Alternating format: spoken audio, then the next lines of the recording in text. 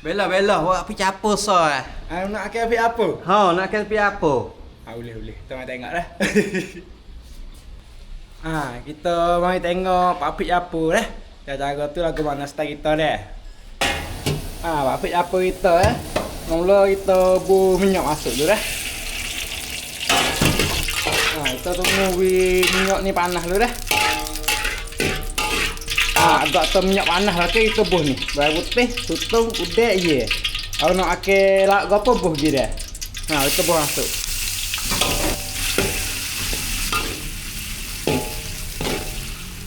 Lepas tu kita buh sayur dah. Sayur kita bakar dah. Kacang banyak, kerek, bawang besar, cili api, daun lima, lepas tu gubih bunga. Kalau dia nak ake sayur apa lagi boleh tambah dah. Goreng dulu sikit.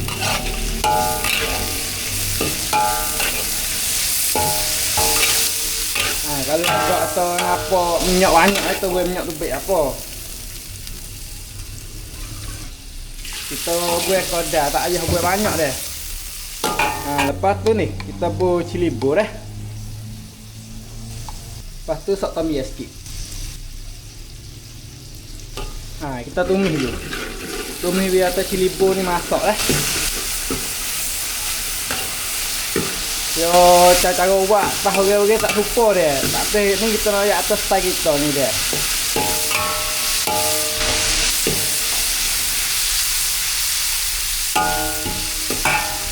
Agak tak boleh dah kan kita buat air masuk.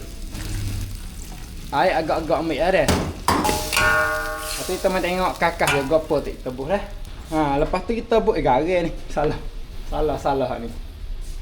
Lepas tu kita buat sakar dah. So, lepas tu batching. Batching ni suka hati nak buh dah. Lepas tu cicak. Lalu pakai air garam, buat air garam tak apa dah. Cicak kita buh air sudu. Sok cirai air sudu. Lepas tu sok cili tu buh air sudu juga. Lepas tu sama belacan dah. Kalau dia tak wahi sama belacan tak payah buh tak apa dah. Tapi kita nak buh sikit dah. Sama belacan le sikit je. Itu goreng dia atau kakak tu gelomak atau molek dah. Apa kalau dia nampak video ni tolonglah tekan like kecek kita tak dah. Apa kalau nak terawak minum gopo dak style kita boleh komen masuk le video ni dah. Ni boleh dah ni. Lepas tu kita jangan lupa dah ni sok pukau tong dah. 1 2 3.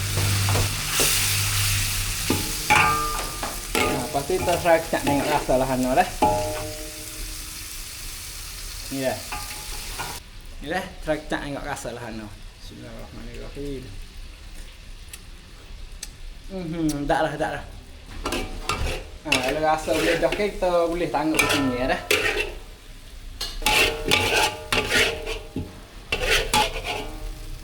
Ni dah. Bubingnya masuk.